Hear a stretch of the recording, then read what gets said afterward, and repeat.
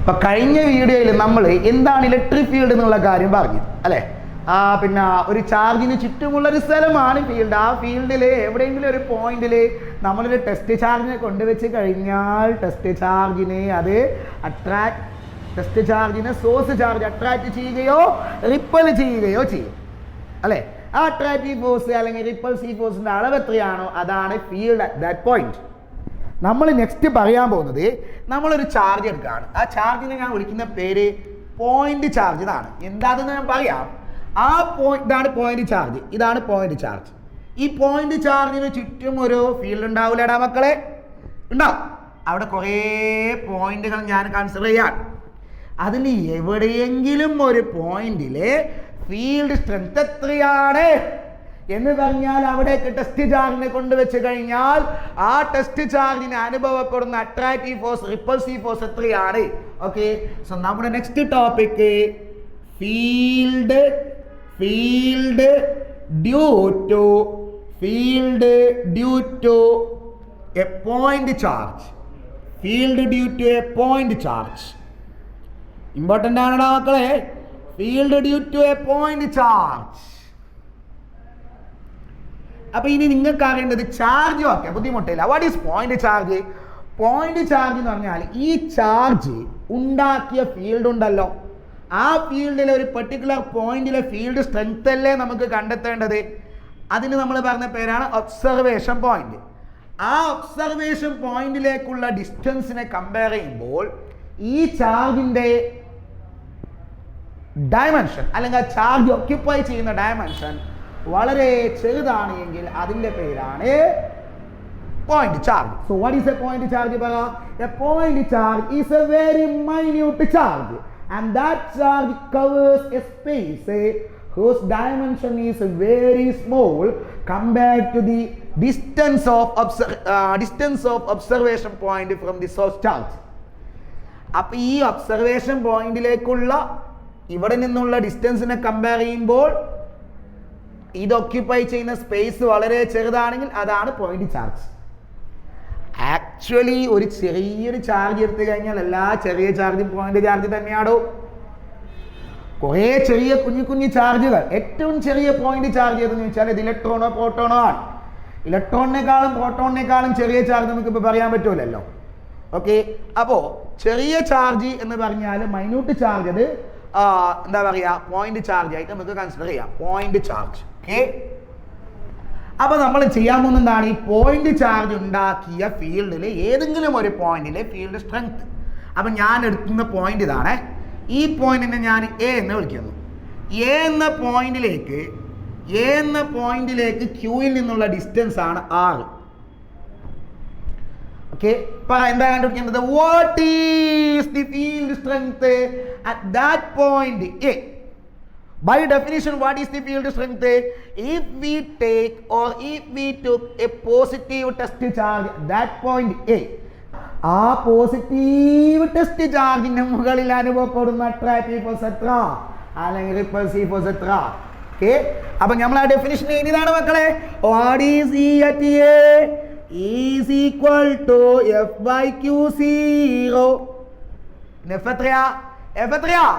F is equal to 1/4πε0 Q into Q0 അല്ലെ. രണ്ടിന്റെ magnitude അല്ലടാ മക്കളെ. Q into Q0 by R square by Q0.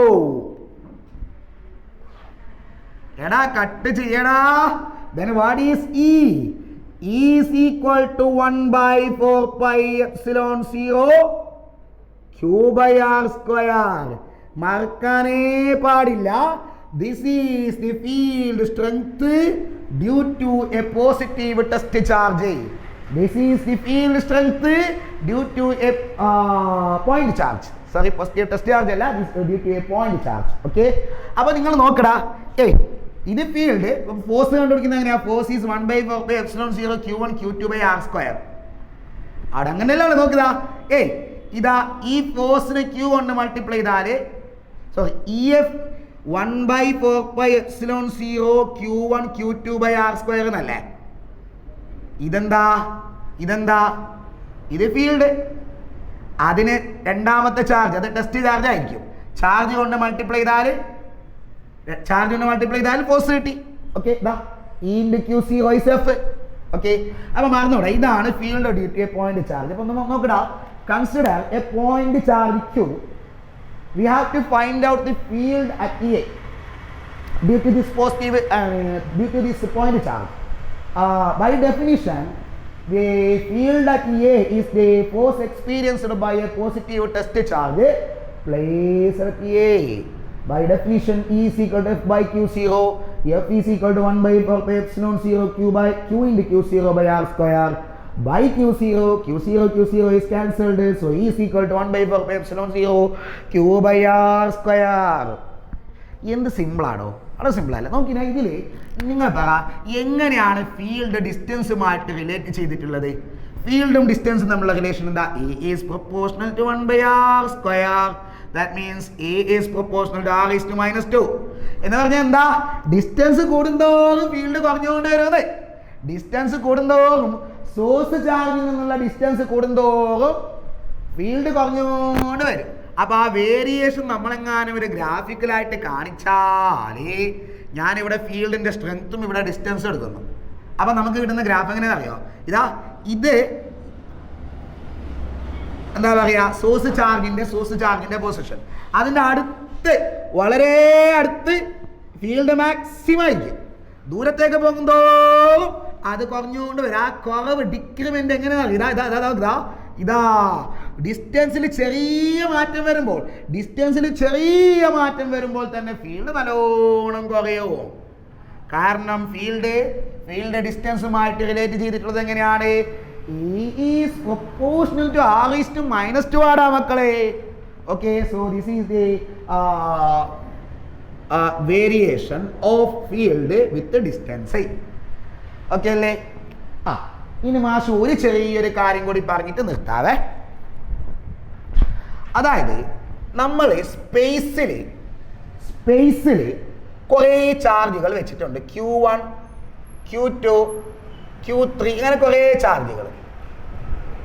അപ്പോൾ ഇതിന് ചുറ്റും ഒരു ഫീൽഡ് ഉണ്ടാവും. Q1 കാരണം ഒരു ഫീൽഡ് ഉണ്ടാവും, Q2 കാരണം ഒരു ഫീൽഡ് ഉണ്ടാവും, Q3 കാരണം ഫീൽഡ് ഉണ്ടാകും. അപ്പോൾ ഇവിടെ Q1 മാത്രമേ ഉള്ളൂ എങ്കിൽ Q1ന്റെ ഫീൽഡ് മാത്രമേ അവിടെ ഉണ്ടാകുമായിരുന്നുള്ളൂ. Q2 മാത്രമേ ഉള്ളൂ എങ്കിൽ അതിൻ്റെ ഫീൽഡ് മാത്രം, Q3 മാത്രമേ ഉള്ളൂ എങ്കിൽ അതിൻ്റെ ഫീൽഡ് മാത്രം. പക്ഷെ ഇവിടെ എന്താണ്? 3 ചാർജുകളുണ്ട് അല്ലേ? ആ കളക്ഷൻ ഓഫ് ചാർജസ് ഉണ്ട്. അങ്ങനെയാണെങ്കിൽ ഞാനില്ല, ഇവിടെ ഒരു പോയിന്റ് എടുക്കുന്നു. ആ പോയിന്റിലെ ഫീൽഡ് സ്ട്രെങ്ത് എത്രയാണെന്ന് കണ്ടുപിടിക്കാൻ പറയുന്നു. കണ്ടുപിടിക്കാൻ വേണ്ടി പോകുന്നു. എനിക്ക് അവിടുത്തെ ഫീൽഡ് സ്ട്രെങ്ത് എത്രയാണെന്ന് അറിയണം. എന്താണ് മക്കൾ മീനിങ്? ഈ പോയിന്റിലേക്ക് ഞാനൊരു ടെസ്റ്റ് ചാർജിനെ കൊണ്ടുവന്ന് കഴിഞ്ഞാൽ എന്താണ് അതിൻ്റെ മുകളിൽ അനുഭവപ്പെടുന്ന അട്രാക്റ്റീവ് റിപ്പൾസീവ് ഫോഴ്സ്? അതെത്ര അറിയാം? ഇത് മാത്രമേ ഉള്ളൂ എങ്കിൽ എനിക്ക് ബുദ്ധിമുട്ടില്ല, കണ്ടുപിടിക്കുന്ന ഒരു പ്രയാസമേ അല്ല. എന്താണ്? Field due two point charge. ഇത് മാത്രമാണെങ്കിൽ പ്രശ്നമില്ല, 1/4 pi epsilon 0 Q2 by R square. ഇത് മാത്രമാണെങ്കിൽ 1/4 pi epsilon 0 Q3 by R square. പക്ഷേ ഇവിടെ 3 ഉണ്ടല്ലോ, എന്ത് ചെയ്യും? നോക്കിക്കോ, അത് നമുക്ക് അങ്ങനെ വന്നു കഴിഞ്ഞാൽ എന്ത് ചെയ്യണമെന്ന് നമുക്ക് പറഞ്ഞു തരുന്ന ഒരു പ്രിൻസിപ്പിൾ ഉണ്ട്.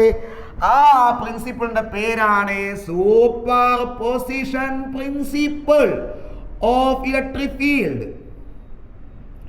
Superposition principle of electric field.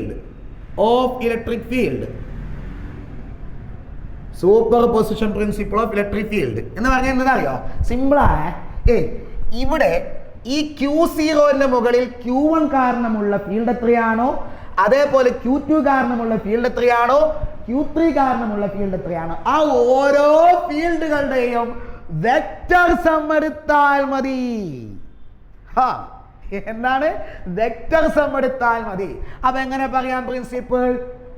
Electric field due to a collection of points. Electric field due to a collection of points, collection of point charges, is the vector sum of the field due to the individual charges. Okay, electric field due to a collection of point charges is equal to the vector sum of a electric field due to the individual charges. ഇതാണ് principle. ഇനി ഞാൻ പ്രിൻസിപ്പിളിന്റെ mathematical form ചെയ്തിട്ടേടാ നോക്കോ. ഇവിടെ നിന്ന് ഇവിടേക്കുള്ള distance ഞാനത് R1 എന്ന് എടുക്കുന്നു. ഇവിടെ നിന്ന് ഇവിടേക്കുള്ള ഡിസ്റ്റൻസ് ഞാൻ R2 എന്ന് എടുക്കുന്നു. ഇവിടെ നിന്ന് ഇവിടേക്കുള്ള ഡിസ്റ്റൻസിന് ഞാൻ R3 എന്ന് എടുക്കുന്നു. അങ്ങനെയാണെങ്കിൽ Q1 കാരണമുള്ള ഫീൽഡ് എന്ന് പറഞ്ഞാൽ എന്താടാ മക്കളെ? Q1 കാരണമുള്ള ഫീൽഡിനെ ഞാൻ E1 എന്ന് എടുക്കുന്നു. So what is E1? 1/4πε0. ഇത് ആണെങ്കിൽ Q1/R1 square. What is the direction? ഇത് രണ്ടും ഡിസിമിലർ ചാർജുകളാണ്, സിമിലർ ചാർജുകളാണെങ്കിൽ it will be a repulsive force and the direction is given by this one. So this is the direction of E1. Okay, അങ്ങനെയാണെങ്കിൽ ഇതിനെന്ത് ചെയ്യണം? ഒരു unit vector കൊണ്ട് multiply ചെയ്യണ്ടേ? എന്താ unit vector? Unit vector directed from 1 to 0, R10. അങ്ങനെയാണെങ്കിൽ what will be E2 magnitude എന്താ? 1/4πε0 Q2/R2 square. അപ്പൊ vector ഫോമിൽ ഇതുണ്ടെങ്കിലോ R20. അപ്പൊ ഡയറക്ഷൻ എന്താണ് മക്കളെ? ഇതാണ് E2ന്റെ ഡയറക്ഷൻ അല്ലേ? എന്തുകൊണ്ട് റിപ്പൾസീവ്? കാരണം എന്താ? ഇത് രണ്ടും similar ചാർജുകളാണ്. Then what is E3? 1/4πε0 Q3/R3 square directed from 3 to 0 അല്ലേ? This is E3. That means this is the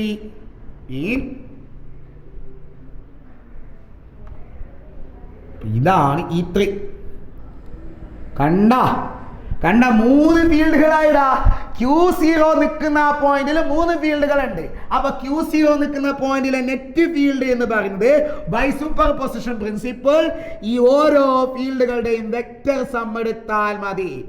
E1, E2, E3യുടെ vector some എടുത്താൽ മതി. അതായത് മാഗ്നിറ്റ്യൂഡും കൂട്ടണം, ഡയറക്ഷനും കൂട്ടണം. ഇതാണ് super position principle of electric field. മനസ്സിലായോ? ഇനി നമ്മൾ ഇതുമായി ബന്ധപ്പെട്ട പുതിയൊരു ടോപ്പിക് അടുത്ത ക്ലാസ്സിൽ പറയും. ഓക്കെ അല്ലേ?